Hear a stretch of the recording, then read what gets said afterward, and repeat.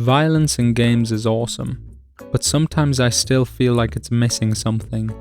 Games can have amazing stories, but more often than not they feel like two different types of media stitched together.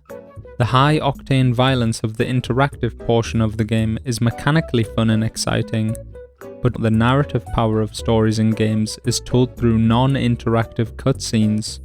The violence hardly ever seems used to tell a story at all. I think because gameplay makes up such a large proportion of so many games, developers see it as a separate thing entirely from storytelling. You have your introductory cutscene, then you do some gameplay, then you get a cutscene explaining what just happened, and it goes on and on like that until the game ends. There is rarely any back and forth to the violence, and enemies, although they can be unique, are really just an interactive obstacle to be destroyed, and it wouldn't really make any difference at all if they were represented by Thomas the Tank Engine instead. There are exceptions to this rule though, and Disco Elysium does a great job of tying its few violent moments into the narrative and giving them the impact they require. And it doesn't just have to be in games with very little violence. From Software, God bless their souls, do a relentlessly amazing job of, at the very least, characterizing their violence. I noticed this so much in Sekiro, where I could instantly tell the faction of each enemy based on the way they fought alone. The different styles are so unique, and it was amazing to see Ichimonji get slowly more refined, going from average Ashina warriors through to their elite ranks, with Ishin standing proudly at the top. Something about this characterization lends such a weight of legitimacy to what you're doing, that fighting random enemies just doesn't. They made a super ballsy move with the final boss of Dark Souls, and I respect them immensely for it. In every other game, there would be a cutscene before the final boss, but there is no intro cutscene to that fight, not even to set the scene. You walk through the fog and immediately face the final boss. The character design, boss name, and horrifyingly awful music do a lot of the work, but something about the lack of a cutscene makes the fight seem so much more real and genuine. Like the game doesn't need to big the fight up because the weight of your actions speak for themselves as you walk in there and kill the sad old husk of God himself. This narrative violence is where I think animation really proves its worth. Because there is no interactive element, violence is only present when it relates to storytelling, and so can be used to build and release tension the way violence is supposed to. Violence in animation doesn't suffer from the pacing problems it does in books, or the immersion breaking it does in film. If you're watching something animated, you've already accepted that the characters are a series of drawings, so as long as the art of the violence is consistent, and sometimes even if it's not, you aren't having your immersion broken by bad special effects. This pre-acknowledgement of the nature of animation is one of its biggest strengths when it comes to portraying violence. When someone gets their arm chopped off in a live-action film, I think, I wonder what that fake arm is made of.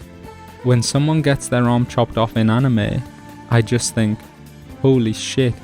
If I had to describe violence in anime in one word, I'd say bonkers.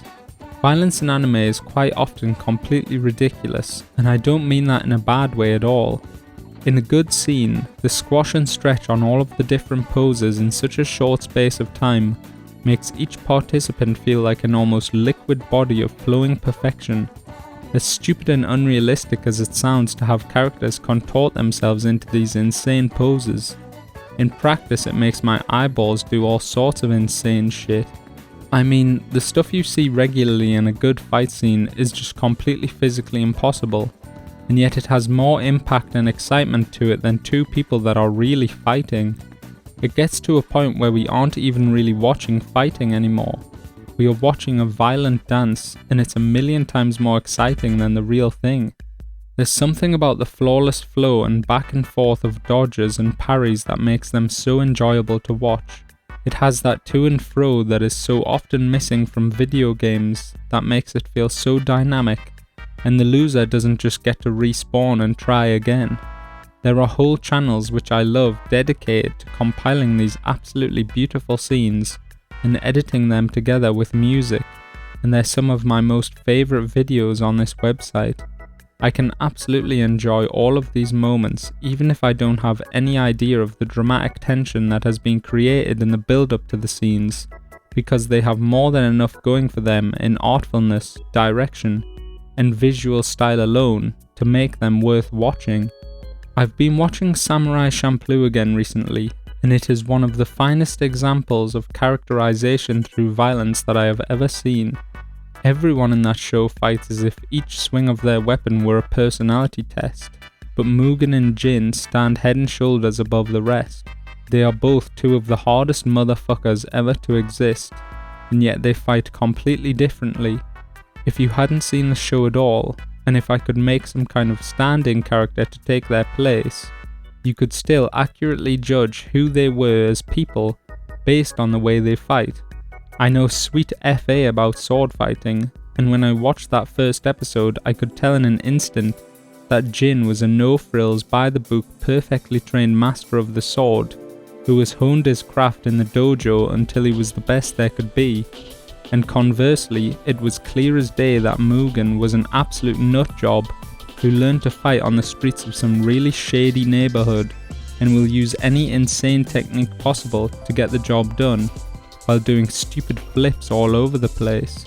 It sounds like a fucking excellent concept for a show, and it is, but as much as it has going for it in terms of writing and music and style, I was shocked at how amazingly engaging those fight scenes are, even for anime. Evangelion is the show that really nails the type of violence I like perfectly. I think it's so easy for violence to be needlessly excessive, both in terms of its frequency and in terms of its brutality, and Evangelion balances both perfectly. When you have too much violence, not only does it reduce the amount of tension each fight has, it also reduces the amount of time the animators can put into each fight. I love flurry rushes when they're used in unique ways, but when a show is constantly filled with them, I get a bit bored. I know it's ridiculous to expect the animators to put an insanely high level of detail and quality into every single fight scene, and so I really appreciate when violence is used sparingly. Evangelion is brutal, but it never feels needless. It always feels like it has a genuine place in the world and doesn't ever overstep the mark. I love the film, but its creation is a direct response and total fuck you to fan complaints that the series ending was too intellectual and needed more sex and violence is extremely apparent. You want sex and violence? Well, here it is. The series really does perfect the formula though, and while watching it, I couldn't help but think how amazingly well directed it is. It really uses its budget to the full effect, and every shot is so cinematic. Where most anime shows are framed like a standard TV show or film, with a lot of shot and reverse shot, Evangelion will frequently have a completely still scene, with very little or no movement, saving so much animation time that can be put to better use. This cinematic style is how I like my live action stuff shot to begin with, and it doubly compounds the intensity of the fight scenes, because not only does it allow the animators to devote more time to each scene, it also provides such a strong juxtaposition between the quiet, slow parts of each episode and the ultra-dramatic thrill ride of angel encounters.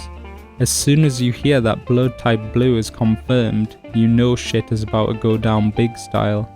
Basically, what I'm trying to say here is that good animation handles outlandish, insane, violent extravaganzas with an elegant mix of dramatic tension, beautiful rhythmic flowing movement, and all-round badassery that can't be matched. Every frame is a painting, and a good fight scene is 24 masterpieces per second. Thank you to Hideaki Anno for striking the perfect harmony. Thank you to Mugen and Jin for being opposite sides of the badass coin. And thank you for watching. Cheers. Cheers.